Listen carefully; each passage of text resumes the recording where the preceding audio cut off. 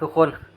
เกิดอย่างขึ้นเนาะกับบักเขียวนี่เนาะหายตัวไป5-6 วันล่ะบ่เห็นบักเขียวออกมาเคลื่อนไหวเลยเนาะมันเกิดอย่างขึ้นตอนนี้บ่เห็นบักเขียวออกมานี่เนาะนี่ก็คลิปล่าสุดที่บักเขียวลงเนาะหลังจากนั้นก็เงียบหายไปเลยบ่เห็นบักเขียวเลยมีบางคนก็ว่าบักเขียวกลับบ้านเนาะบางคนก็ว่าบักเขียวนี่คือเจ้าหน้าที่ตำรวจลาวกับเจ้าหน้าที่ตำรวจไทยร่วมมือกันเนาะจับส่งให้ตำรวจลาวแล้ว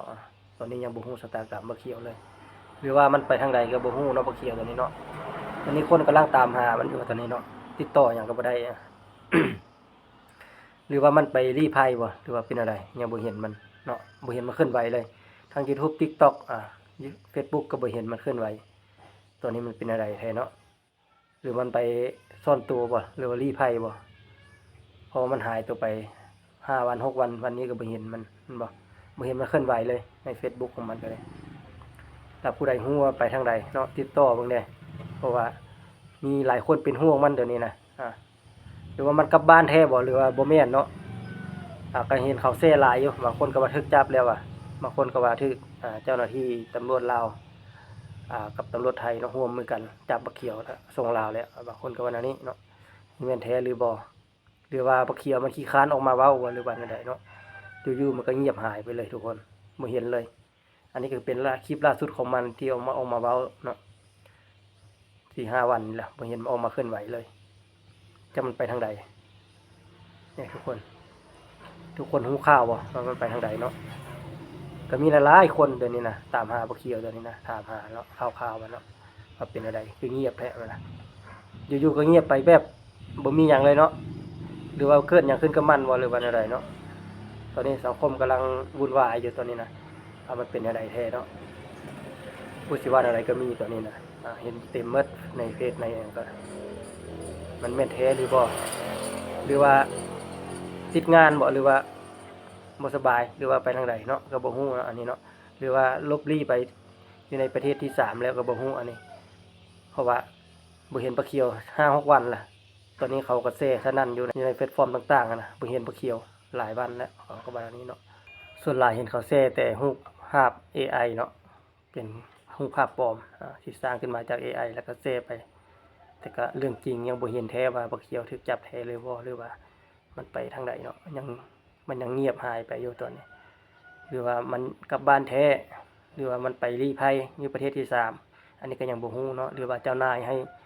มันไปลี้ภัยก่อนบ่ช่วงนี้ให้มันเงียบก่อนเนาะอันนี้ก็เปลี่ยนไปได้เพราะว่าบักเขียวนี่มันเว้าเกี่ยวกับรัฐบาลนี่หลายเนาะเรื่องคือว่าทุกคลิปเลยนะมันเว้าเกี่ยวกับรัฐบาลเนาะโจมตีรัฐบาลนะหรือว่ามีคนอุ้มหายไปแล้วอันนี้ก็ยังบ่แน่นอนนะเพราะว่ายังบ่ฮู้ข่าวเลยตอนนี้แม่นบ่เพราะมันเงียบไปหลายวันแล้วเนาะบ่เห็นออกมาเคลื่อนไหวเด้ฉะนั้นสังคมเขาก็สงสัยแล้วว่าบักเขียวนี่ถูกอุ้มแล้วหรือว่าถูกเจ้าหน้าที่ตำรวจไทยกับเจ้าหน้าที่ตำรวจลาวเนาะไปจับเอาแล้วเนาะเรียบร้อยแล้วหรือว่าแนวใดเนาะอันนี้ก็บ่แน่เนี่ยเพราะว่าเงินเนาะเงินเท่านั้นที่สำคัญของมื้อนะถ้าแนวใดได้เงินเขาเฮ็ดรถของมื้ออะไรเขาบ่ได้สนได้เนาะเจ้าสิรีอยู่ไสก็ยากถ้าเขาฮู้นะ